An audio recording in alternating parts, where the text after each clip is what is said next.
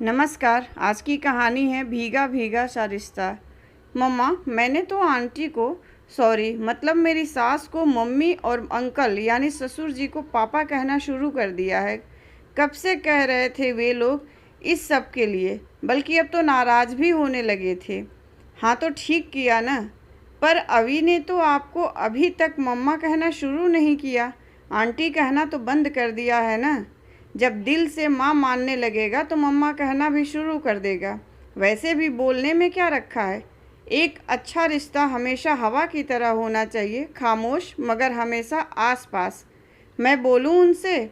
बिल्कुल नहीं। दिल के दरवाजे अंदर से खुलते हैं, बाहर से नहीं। जबरन थोपा गया मातृत्व तो मुझे आत्मसंतुष्टि नहीं दे पाएगा। बेटी, रिश्ते सूरजमुखी के फूलों की तरह होते हैं, जिधर प्यार मिल जाए उधर ही घूम जाते हैं। पर आप तो अभी को शुरू से ही बेटा कहती आ रही हैं। जब मेरी बेटी ने उसे पसंद कर लिया तो वह मेरा भी आत्मीय हो गया। वैसे भी किसी को बेटा बेटी चाचा मामी अंकल आंटी का दर्जा देना आसान है। हम अपने पड़ोसियों रिश्तेदारों से वार्तालाप में यही सब संबोधन तो प्रयुक्त करते हैं, पर किसी को माँ बाप का दर्जा देना बहुत महत्वपूर्ण और मुश्किल बात होती है। बेटी, जिंदगी में बहुत सी चीज़ों को समझने के लिए दृष्टि से ज़्यादा दृष्टिकोण की ज़रूरत होती है। अधिकांश नए जोड़ों को इस समस्या से दो चार होना ही पड़ता है। हमेशा की तरह अपने तर्कों से आपने आज फिर मेरा मुंह बंद कर दिया है। कभी कभी आप मुझे डॉक्टर से ज़्यादा वकील लगने लगती हैं। अच्छा, और मैं माँ कब लगती हूँ? 24 घंटे। होश संभालने के बाद से आप ही में तो माँ और पापा दोनों को देखा है। गुल्लक सी हैं मेरी माँ। जैसे गुल्लक के पैसों को संभालती हैं, आपने मेरी खुशियों को संभाला है।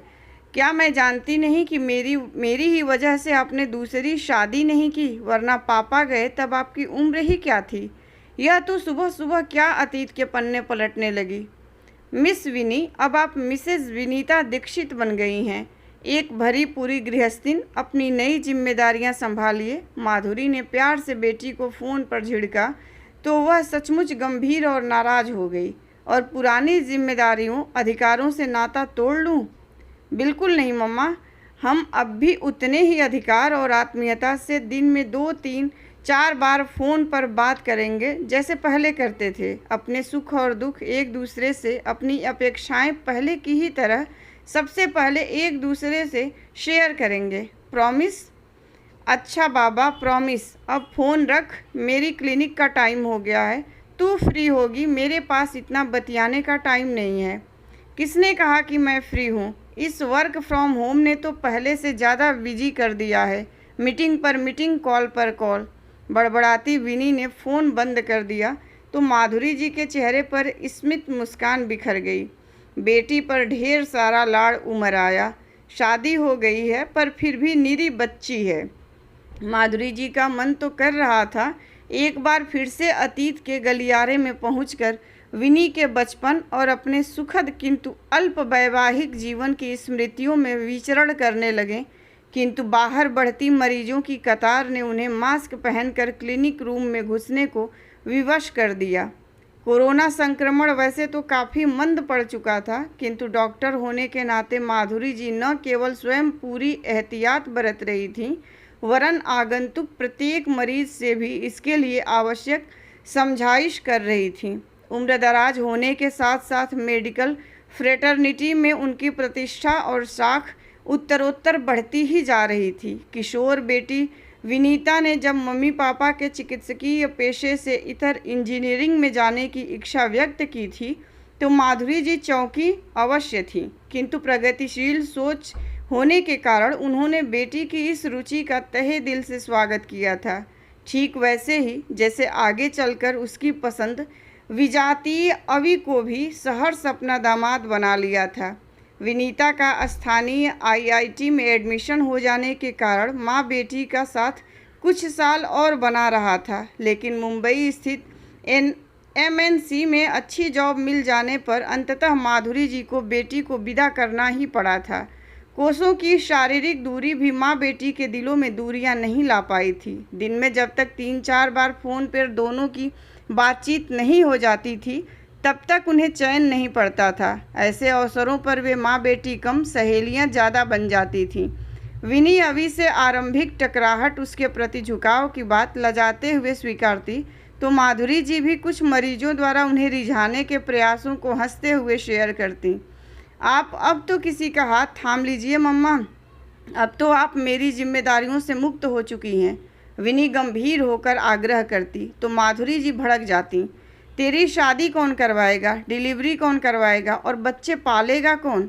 बहुत ज़्यादा बड़ी हो गई है क्या तू? फिर थोड़ा सहज होकर समझाने लगती। बेटी, पुनर्विवाह गलत नहीं है, पर मुझे करना होता तो बहुत पहले ही कर चुकी होती। मेरा प्रोफेशन ही अब मेरा प्यार है और मैं उसके साथ बहुत खुश हूँ। इस तरह की बातें कर मेरा दिल मत दुखाया कर, वरना मैं आगे से कुछ शेयर नहीं करूँगी। सॉरी मम्मा, पर वादा करो मुझसे हर छोटी से छोटी बात शेयर करोगी। माँ बेटी का शेयर और केयर का यह सिलसिला विनीता की शादी के बाद भी आज भी ऐसे ही अक्षुण्ण बना हुआ है। इसलिए जब माधुरी जी को अपने इंडियन मेडिकल एसोसिएशन के प्रेसिडेंट मनोनीत किए जाने की खबर मिली तो सबसे पहले उन्होंने विनी को कॉल लगाया। 2-3 बार फ़ोन लगाने के बाद भी फ़ोन रिसीव नहीं हुआ तो वे झुंझला उठी।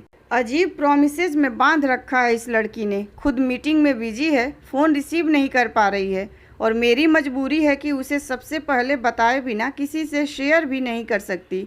फ़ोन उठा विनी, मैं अपने साथी डॉक्टर्स को बताने के लिए उतावली हो रही हूँ। इस बार फ़ोन रिसीव हो गया। ज़रूरी मीटिंग में है तू, कोई बात नहीं, बोलना मत, बस सुनती रह। बहुत बड़ी खुशखबरी है, मैं IMA की प्रेसिडेंट बन गई हूँ। तेरे पापा आज होते तो कितना खुश होते। खैर, कल सिलवासा में एक भव्य समारोह में मुझे चार्ज लेना है। कोविड प्रोटोकॉल के तहत कुछ गणमान्य लोगों को ही प्रवेश दिया गया है। मैं कार टैक्सी से पहुंच रही हूं, तू भी पहुंच जाना। शेष मिलने पर बहुत तैयारियां करनी हैं और वक्त बिल्कुल कम है। फ़ोन बंद कर माधुरी जी ने कुछ घनिष्ठ डॉक्टर मित्रों और रिश्तेदारों को सूचित किया और फिर जाने की तैयारियों में जुट गईं। गंतव्य पर पहुंचकर वे होटल में अपने रूम में सुस्ता ही रही थीं कि किसी ने दरवाज़ा खटखटाया। सामने अभी को देख वे चौंक उठीं। बेटे आप? विनी कहाँ हैं? खोजती निगाहें पर उस समय विराम लग गया जब अभी ने प्रत्युत्तर में अपना मोबाइल पकड़ा दिया। दूसरी ओर विनी थी। माधुरी जी कुछ सवाल जवाब करें तब तक अभी जानबूझकर वॉशरूम में घुस गया था। सॉरी मम्मा, कल एक ज़रूरी प्रोजेक्ट मीटिंग की वजह से फ़ोन नहीं उठा पा रही थी। कोविड वैक्सीनेशन की वजह से तबीयत वैसे भी नरम थी। मेरे इशारे पर अभी ने फ़ोन उठाया था। अभी ने बताया आप बहुत खुश और बहुत भावुक थी, बार बार पापा को मिस कर रही थी। मुझे यह सब बताते अभी खुद भी अभिभूत हो गए थे। मुझे प्रोजेक्ट हेड बनाए जाने की बात चल रही है मम्मा। इसी संदर्भ में आज फिर ज़रूरी मीटिंग है। फीवर तो कम है पर बदन बहुत दर्द हो रहा है। टैबलेट लेकर किसी तरह लैपटॉप के सामने बैठ गई हूँ। अभी के हाथ में भी वैक्सीनेशन की वजह से थोड़ा दर्द है। अच्छा, ऑल द बेस्ट मम्मा। सेम टू यू बच्चे, अपना ख्याल रखना। अब तक अभी बाहर आ चुका था। तुम्हें भी कहाँ ज़रूरत थी खुद ड्राइव करके आने की। वैक्सीनेशन के बाद 1-2 दिन तबीयत नासाज रहती ही है, घर पर ही आराम करना था। माधुरी जी के स्वर में ना चाहते हुए भी नाराज़गी और चिंता का पुट आ गया था। वो मुझे यहाँ ऑफिशियली एक साइट पर वैसे भी आना था तो आज ही आ गया। मैं पास वाले कमरे में हूँ। अभी खिसक लिया तो माधुरी जी को उस पर ढेर सारा प्यार उमड़ आया। विनी की तरह झूठ बोलते इसकी भी जुबान हकलाती है। डिनर टाइम तक भी अभी बाहर नहीं आया तो माधुरी जी को चिंता हुई। उड़का हुआ दरवाज़ा ढकेल कर वे अंदर पहुंची तो अभी को बिस्तर पर बेसुध पड़ा देखकर चौंक उठी। अरे तुम्हें तो बहुत तेज़ बुखार है, शरीर भी दर्द कर रहा होगा, सिर दर्द भी होगा। अभी हाँ ना करता ही रह गया। माधुरी जी ने वहीं कमरे में ही डिनर मंगवा लिया। अभी को जबरन अपने हाथों से थोड़ा बहुत खिलाकर उन्होंने उसे दवा दी, फिर अपनी गोद में उसका सिर रखकर प्यार से सहलाने लगी।